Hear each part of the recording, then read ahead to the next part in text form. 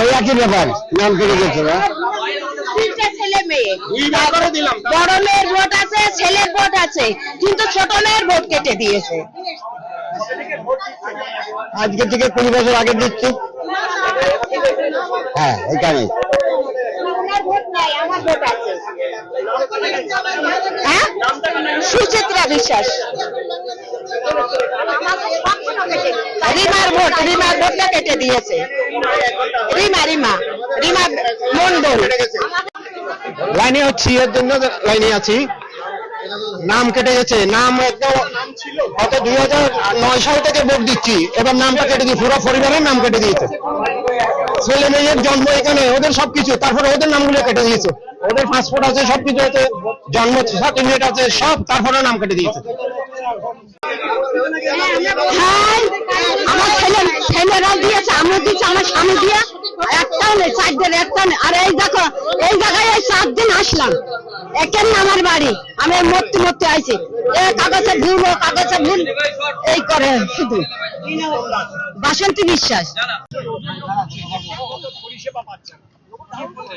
দেখুন, গভর্নমেন্ট ঠিক মতন পরিষেবা দেওয়ার জন্য বিজেপির গভর্নমেন্ট তৈরি হয়েছে।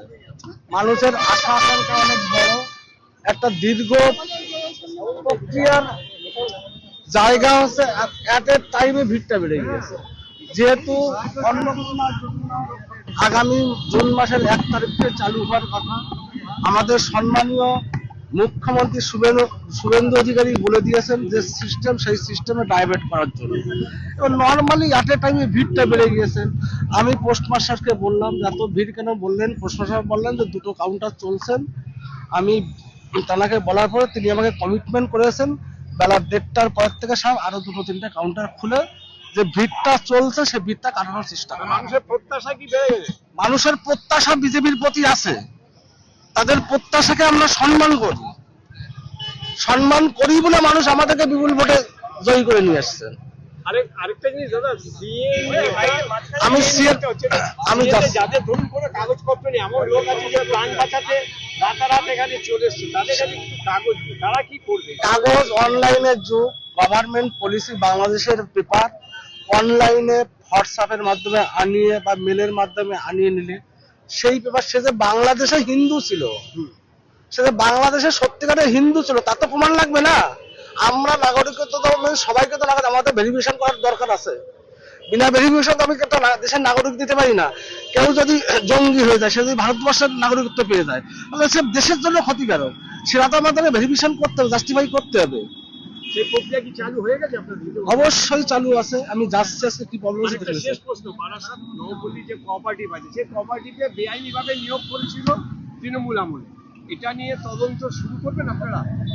দেখুন, আমি প্রথম যেটা, কোঅপারেটিভ ব্যাংকের টাকা পয়সা যেভাবে লুটপাট হয়েছে, প্রান্তিক চাষিদের টাকা যেভাবে লুটপাট করে খেয়েছে তৃণমূলের নেতা নেত্রী, অডিটের অর্ডার দিয়ে আসছি আমি গতদিন। অডিট হবে tax to central cooperative bank, অর্থাৎ যত সমবায় দপ্তর আন্ডারে যত ব্যাংক আছে প্রত্যেকটা ব্যাংকের অডিট হবে। যারা দোষী তাদেরকে আইনানুগ শাস্তির ব্যবস্থা করা হবে। শুধু শাস্তি নয়, প্রান্তিক চাষির টাকা প্লাস গভর্নমেন্টের যে টাকা লস হয়েছে সে টাকা তাদের কাছে উদ্ধার করা হবে। জানতে পারবেন, দেখতে পারবেন।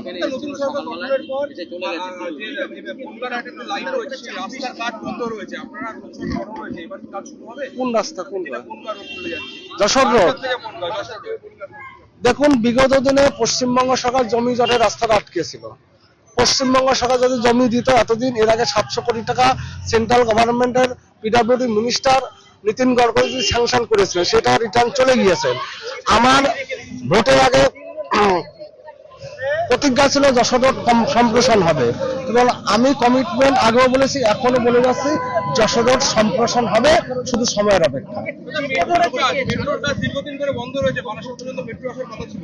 কোনো কাজই তো এরা জমি জটে আটকেছিল না। প্রত্যেকটা কাজ, সেন্ট্রাল গভর্নমেন্টের যত কাজ ছিল প্রত্যেকটা কাজ চালু হবে। শুধু পশ্চিমবঙ্গের ডেভেলপমেন্টের জন্য যেটা দরকার, ভারতীয় জনতা পার্টির মুখ্যমন্ত্রী শুভেন্দু অধিকারীর নেতৃত্বে এবং নরেন্দ্র মোদীর পরামর্শে প্রত্যেকটা কাজই হবে। কালকে জেলা সভাপতির পদ ছেড়েছেন, একেবারে ক্ষোভ উঠে দিয়েছেন আইপ্যাকের উপর, কি বলবেন? সভাপতির উদয় হোক, আরেকটা লাস্ট পর্যন্ত একটু ছবি নিয়ে নিয়ে কথা বলছে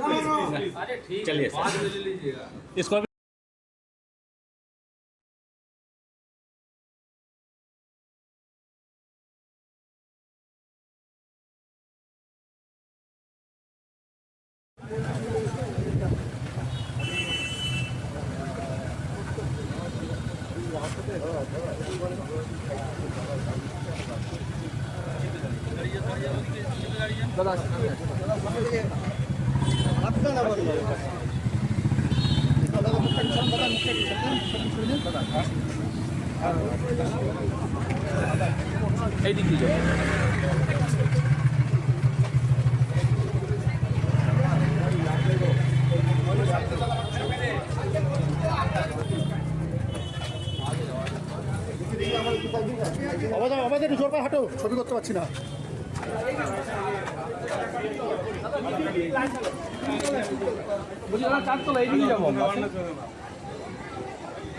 এদিকে যাওয়া যাবে না, চল চল চল, ওদিকে যাওয়া যাবে না, যাওয়া যাবে না।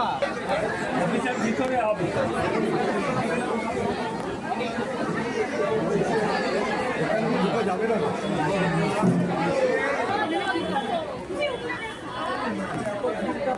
ঘুমটা লাগা।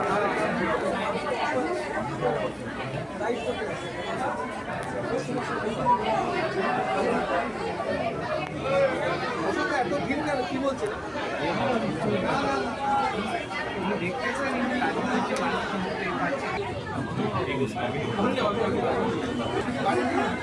নিচে রেখে দে, নিচে রেখে দে।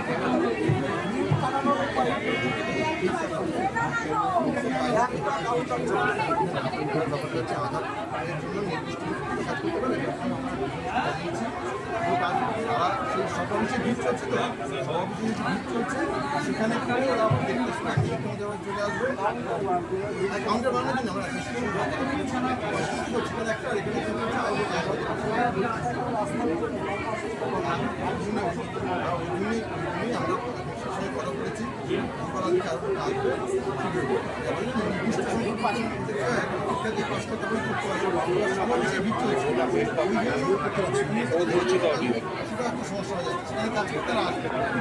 ছেড়ে দিলাম। ওই দিক দিয়ে ধরে না, ছাড়বি না, ছাড়বি না।